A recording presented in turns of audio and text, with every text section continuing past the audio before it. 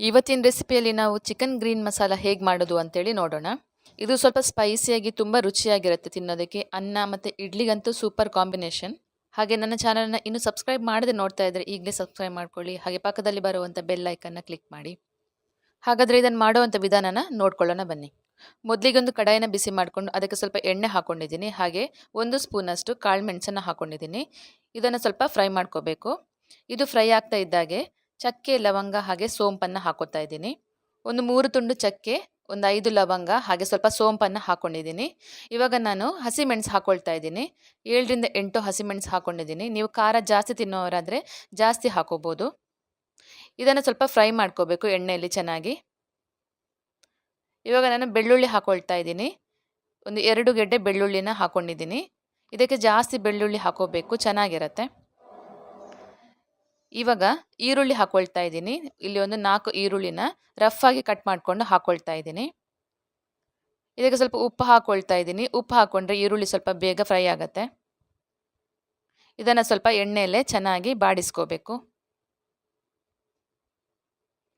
ಇವಾಗ ನಾನು ಟೊಮೆಟೊ ಹಾಕ್ಕೊಳ್ತಾ ಇದ್ದೀನಿ. ಇಲ್ಲಿ ಒಂದು 4 ಟೊಮೆಟೊ, ಸಣ್ಣ 4 ಟೊಮೆಟೊ ಹಾಕ್ಕೊಂಡಿದ್ದೀನಿ. ಟೊಮೆಟೊ ಒಂದು ಸ್ವಲ್ಪ ಮೆತ್ತಗಾಗಬೇಕು, ಅಲ್ಲಿ ತನಕ ಫ್ರೈ ಮಾಡ್ಕೋಬೇಕು. ಟೊಮೆಟೊ ಮೆತ್ತಗಾಗ್ತಾ ಇದ್ದಾಗೆ ಇಲ್ಲಿ 1 ಕಪ್ಪಷ್ಟು ತೆಂಗಿನ ತುರಿ ಹಾಕ್ಕೊಳ್ತಾ ಇದ್ದೀನಿ. ಇದೂ ಎಣ್ಣೆಯಲ್ಲೇ ಚೆನ್ನಾಗಿ ಫ್ರೈ ಆಗಬೇಕು ಸ್ವಲ್ಪ.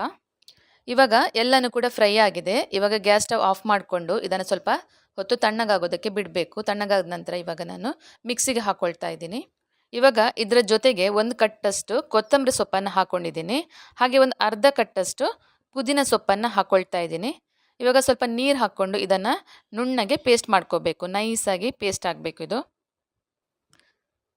ಈ ಥರ ನೋಡಿ ನೈಸಾಗಿ ಪೇಸ್ಟ್ ಆಗಬೇಕು. ಇವಾಗ ಒಂದು ಕುಕ್ಕರನ್ನು ಒಲೆ ಮೇಲಿಟ್ಟು ಅದಕ್ಕೆ ಸ್ವಲ್ಪ ಎಣ್ಣೆ ಹಾಕ್ಕೊಳ್ತಾ ಇದ್ದೀನಿ. ಅದಕ್ಕೊಂದು ಅರ್ಧ ಈರುಳ್ಳಿಯನ್ನು ಸಣ್ಣದಾಗಿ ಕಟ್ ಮಾಡಿಕೊಂಡು ಹಾಕ್ಕೊಳ್ತಾ ಇದ್ದೀನಿ. ಇದೊಂದು ಸ್ವಲ್ಪ ಫ್ರೈ ಆಗಬೇಕು. ಇವಾಗ ಇದಕ್ಕೆ ಚಿಕನ್ ಹಾಕೋಬೇಕು. ನಾನಿಲ್ಲಿ 1 kg ಚಿಕನ್ ಹಾಕ್ಕೊಳ್ತಾ ಇದ್ದೀನಿ. ಇವಾಗ ಇದಕ್ಕೆ ರುಚಿಗೆ ತಕ್ಕಷ್ಟು ಉಪ್ಪು ಹಾಕೋಬೇಕು. ಹಾಗೆ ಸ್ವಲ್ಪ ಅರಿಶಿನ ಪುಡಿ ಹಾಕೋಬೇಕು. ಅರಿಶಿನ ಪುಡಿ ಹಾಕ್ಕೊಂಡು ಒಂದು ಒಳ್ಳೆ ಮಿಕ್ಸ್ ಕೊಡಬೇಕು ಇದಕ್ಕೆ. ಇವಾಗ ನಾವು ರುಬ್ಬಿಟ್ಟಂತಹ ಮಸಾಲೆನ ಹಾಕೋಬೇಕು ಇದಕ್ಕೆ. ಇದನ್ನು ಒಂದ್ಸಲ ಚೆನ್ನಾಗಿ ಮಿಕ್ಸ್ ಮಾಡ್ಕೊಳ್ಳಿ. ಇವಾಗ ಇದಕ್ಕೆ ಸ್ವಲ್ಪ ನೀರು ಹಾಕೋಬೇಕು. ಇದನ್ನು ಜಾಸ್ತಿ ತೆಳ್ಳಗೆ ಮಾಡಬಾರ್ದು, ಇದು ಸ್ವಲ್ಪ ಗಟ್ಟಿಯಾಗಿದ್ರೇ ಚೆನ್ನಾಗಿರೋದು. ಇವಾಗ ಇದಕ್ಕೆ ಸ್ವಲ್ಪ ಗರಂ ಮಸಾಲ ಹಾಕ್ಕೊಳ್ತಾ ಇದ್ದೀನಿ ಕೊನೆಗೆ. ಇವಾಗ ಕುಕ್ಕರನ್ನು ಮುಚ್ಚಿ ಒಂದು 2 ವಿಸಿಲ್ ಬರ್ಸ್ಬೇಕು. 2 ವಿಸಿಲ್ ಸಾಕಾಗತ್ತೆ. 2ಕ್ಕಿಂತ ಜಾಸ್ತಿ ವಿಸಿಲ್ ಬೇಡ. ಜಾಸ್ತಿ ಕೂಗಿಸ್ಕೊಂಡ್ರೆ ಚಿಕನ್ ತುಂಬ ಬೆಂದೋದಾಗತ್ತೆ. ಇವಾಗ ನೋಡಿ ಇದು ಆಗಿದೆ, ಚಿಕನ್ ರೆಡಿ ಆಗಿದೆ ನೋಡಿ. ಈ ಥರ ಬಂದಿದೆ, ಎಷ್ಟು ಚೆನ್ನಾಗಿ ಬಂದಿದೆ ನೋಡಿ. ಚಿಕನ್ ಚೆನ್ನಾಗಿ ಬೆಂದಿದೆ. ಇವಾಗ ನೋಡಿ ಚಿಕನ್ ಗ್ರೀನ್ ಮಸಾಲ ರೆಡಿಯಾಗಿದೆ.